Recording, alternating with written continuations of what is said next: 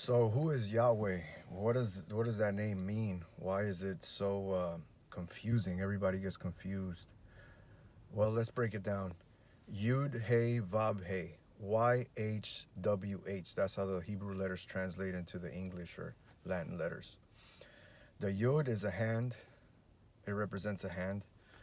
The Hey, the H, represents a breath.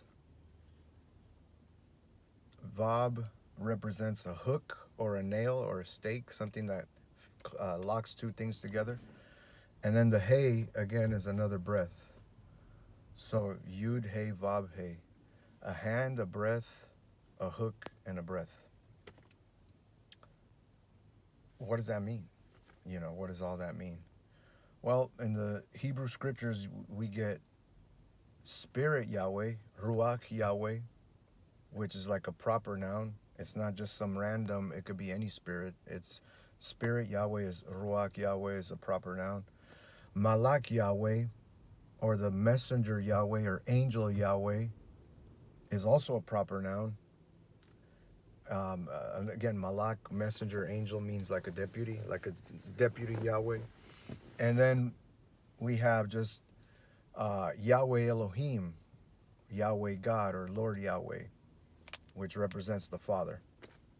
So we have three different ways that Yahweh manifests himself in the ancient scriptures. I'm talking about before Jesus was born, the Old Testament as they call it, the Hebrew scriptures part.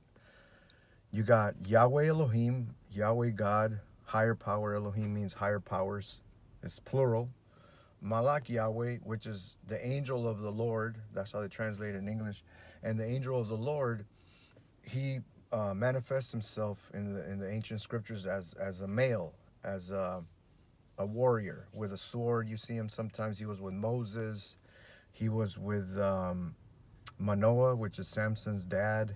There's many dozens of scriptures where it says Malak Yahweh, the angel of the Lord, but it's a man form of Yahweh, a physical bodily form of Yahweh. And then you have Ruach Yahweh, the spirit Yahweh, or the spirit of Yahweh, the spirit of the Lord, which also is a separate noun in the Hebrew scriptures. Now, what does that all come back to? It comes back to the idea of a trinity or a triune Godhead, as they kind of explained it in the New Testament. I don't think it's that confusing. I think it's very simple. Very simple. You have a father, you have a comforter, and you have an offspring. The comforter represents a mother. Now, without being disrespectful or trying to be blasphemous or anything like that, we know what a father is. A father represents a male. We know what an offspring is. Offspring is, it could be male or female, but in the scriptures it specifically says the son. The son is the male offspring. Yeshua, Jesus, the Messiah, who resurrected from the grave.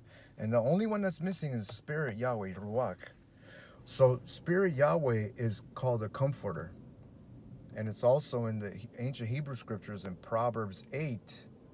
It's described as wisdom, the wise domain, the domain of the wise. And it's interpreted in feminine pronouns and feminine genders. Wisdom, she gives you wisdom. It's called she and she. Don't confuse this with the pagan religions, where the pagan religions worship a feminine deity who is wicked, who is evil, who corrupts all things, and is very sexualized, hypersexualized. If you notice in the scriptures, when it refers to the spirit, the comforter, it refers to the spirit as wisdom, and refers to the spirit almost as a motherly. Even Yahweh says, how long have I desired to gather you as a hen gathers her chicks?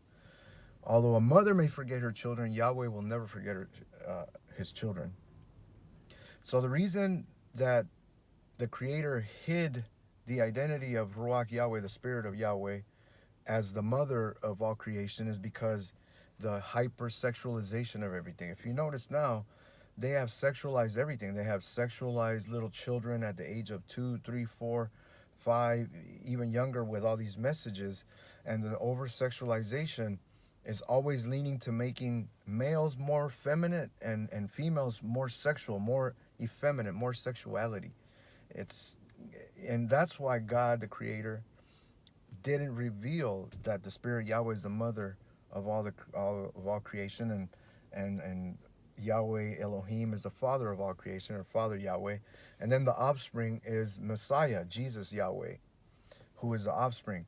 And then it says the elect of the earth, the elect, the chosen out of all the human beings. This whole life is a test, to test our character, to test our responsibility, how responsible we are, how humble we'll be in serving and accepting all the charges that Yahweh has given us to us in this life. And it says that all the elect, the church, if you call it, the church, the body of Christ, all the elect ones, the righteous ones, the saints, they will become the bride of Messiah. So they will be the feminine aspect, and then Messiah is a husband or the groom. And it says that they will become one, that they are one, and that we'll be one. In the book of John, chapter 14, 15, 16, and 17, Messiah says that all his elect will become one with the Father and with the Spirit. So human beings, we came from God and Yahweh. We were made in his image and likeness. He blew the breath of life into Adam and Eve. And then came all the human beings, although we did sin and we fell because we fell for the trap of the enemy of creation, the corrupter, right? Now Yahweh, through the resurrection, is bringing back everybody who will accept his kingdom, who will accept the forgiveness and the sacrifice, the olive branch of the sacrifice of Jesus Messiah, the blood that was shed.